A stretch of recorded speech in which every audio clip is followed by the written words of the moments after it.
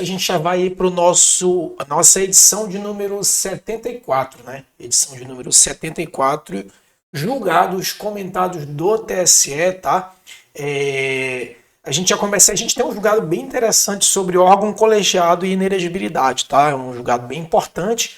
O TSE já tinha um entendimento, só que agora ele solidificou, fica aí até o final, que esse julgado é bem importante. Então vamos lá. É desnecessária a desincompatibilização do servidor público lotado em município distinto do qual se pleiteou a candidatura. O que é que isso aqui significa dizer? Bem, principalmente em regiões metropolitanas, né? Eu tenho, por exemplo, né, se a gente for pegar São Paulo, a pessoa ela trabalha em Guarulhos, mas quer se candidatar, por exemplo, em São Paulo, ou em São Bernardo, enfim, ou em São Caetano, ou, por exemplo, lá em Osasco, né? Então, a gente tem principalmente esse fenômeno em regiões metropolitanas, né?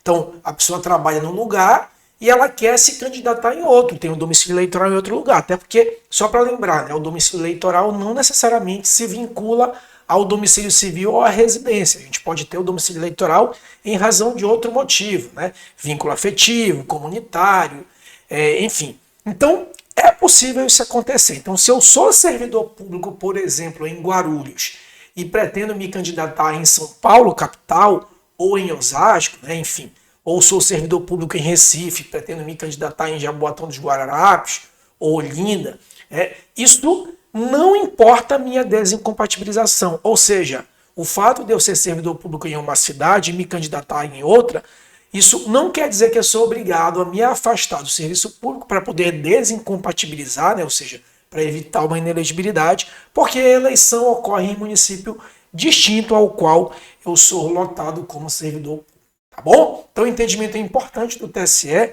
cada vez mais se consolidando, certo? Próximo entendimento, não basta o afastamento ainda dentro dessa desincompatibilização. Então, não basta o afastamento formal do servidor público, sendo imprescindível o afastamento de fato das atividades funcionais. Isso aqui é para poder evitar a burla na desincompatibilização, né, que é o ato do servidor público se afastar das atividades para poder não ser aí atingido pela inelegibilidade. Então, o que acontecia muitas vezes na prática? O servidor público se afastava apenas sob o ponto de vista formal, né, pedia a licença para quem é servidor estatutário ou pedia a exoneração para quem é servidor comissionado. No entanto, continuava ali as atividades na prática para poder, de alguma forma, utilizar a máquina pública para alavancar a sua candidatura.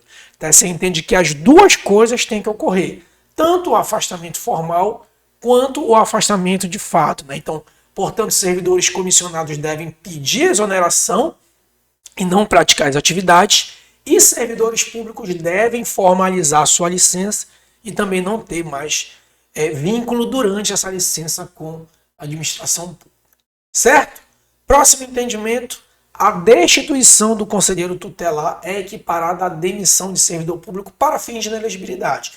Uma das tipologias, vamos dizer assim, uma das possibilidades, né, no rol que a gente chama lá do artigo 1º, inciso 1 da Lei Complementar 64/90, que a gente chama de tipologia ou rol de inelegibilidade, uma das possibilidades é a demissão do serviço público. Então, o servidor foi demitido lá do serviço público, ele fica inelegível pelo prazo de 8 anos. O conselheiro tutelar ele não é servidor público. No entanto, o TSE entende que a destituição, por algum motivo, desse cargo de conselheiro tutelar é equiparado, sim, à demissão de servidor público, né? Veja aí como a questão da interpretação restritiva de inelegibilidade não se aplica aqui ao caso, e sim a questão teleológica, né? Envolve aqui uma questão de interpretação técnicas de hermenêutica, né? Não se trata aqui de restringir o direito político do pretenso candidato, e sim de aplicar a lei sob o ponto de vista da teleologia, né? Os fins a que se destina a lei. Certo? Próximo entendimento ainda da ministra Isabel Galotti, que diz o seguinte, declaração de próprio punho autenticada, mas produzida sem a presença de servidor público da Justiça Eleitoral, não se presta para a prova de alfabetização. O que é que aconteceu nesse caso aqui? Bem, o candidato ele foi em um cartório, né? A gente sabe que o teste de alfabetização é bem simples, né? Basta dizer, eu, fulano de tal, declaro que sei ler e escrever. Pronto, isso já é um teste de alfabetização. No entanto, esse teste de alfabetização ele deve ser feito na presença de um servidor público, ou seja, o servidor público aqui ele atua como se fosse uma espécie de tabelião de fé pública, né? Nesse caso, o candidato ele pegou um documento, foi em um cartório e o cartório autenticou que ele prestou lá a declaração, né? No entanto, a única coisa que o cartório atestou era que a assinatura era do candidato e não que esse candidato fez a declaração de que sabia ler e escrever. Portanto, o TSE invalidou, entendeu que essa não seria uma prova idônea, tá bom? Próximo entendimento, o candidato, esse aqui também já é o nosso velho conhecido, tá? Filiação e prova unilateral. A gente sabe que deve se comprovar a filiação 6 meses antes das eleições. Então, até 6 meses antes das eleições, tá? Deixa eu mudar a cor dessa canetinha aqui. Peraí. Pronto, agora a visualização vai ficar melhor. Mudei aqui a cor da caneta. Então, 6 meses antes das eleições, o pretenso candidato tem que ter filiação partidária e deve constar essa filiação em uma lista do TSE que é encaminhada pelos partidos e publicado pelo TSE em um sistema eletrônico, inclusive de consulta pública, né? No entanto, se a pessoa não constou nessa lista, ela pode comprovar que ela é filiada sim. Tem até uma súmula do TSE que diz que pode ocorrer essa filiação por outros meios, desde que esse meio de prova não seja desprovido de fé pública, né? Não seja uma prova unilateral. Por exemplo, nesse caso aqui, a mera ficha de filiação.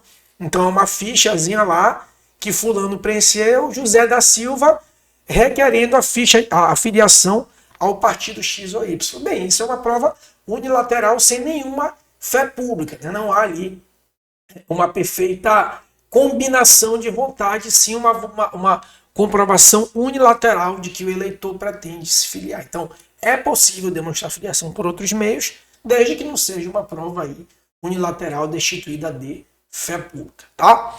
O órgão judicial colegiado não está intrinsecamente ligado a um órgão de segundo grau de jurisdição.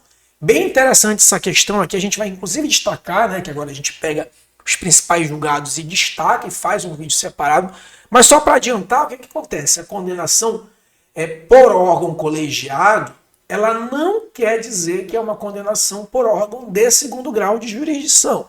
Então, por exemplo, o caso mais clássico, o Tribunal do Júri é um órgão colegiado, porém é um órgão de primeiro grau de jurisdição. Como a lei da ficha limpa prevê que para ser inelegível basta a condenação de órgão colegiado, então, por exemplo, a condenação no Tribunal do Júri, e nesse caso aqui específico foi uma condenação de crime organizado, que é uma decisão colegiada de primeiro grau, juizado especial criminal, por exemplo, é uma decisão colegiada de primeiro grau, então basta que seja órgão colegiado e com isso não se confunde segundo grau de jurisdição, tá bom? Então esse entendimento aqui também já é bem interessante, o TSE já tinha esse entendimento consolidado, agora apenas se confirmou, tá bom, meus amigos? Esse foi o nosso informativo de número 74. Não se esqueça, por favor, de curtir, comentar e compartilhar. Isso é muito importante para o canal. Se você chegou até aqui é porque você gostou do conteúdo. Então, se você curtir, comentar, compartilhar, isso vai ajudar muito o canal. E não se esqueça que a gente está aqui com as turmas, né, sempre abertas de oficina de direito eleitoral para advogados, assessores, enfim, que queiram aí trabalhar na prática eleitoral. Certo? Forte abraço e até a próxima.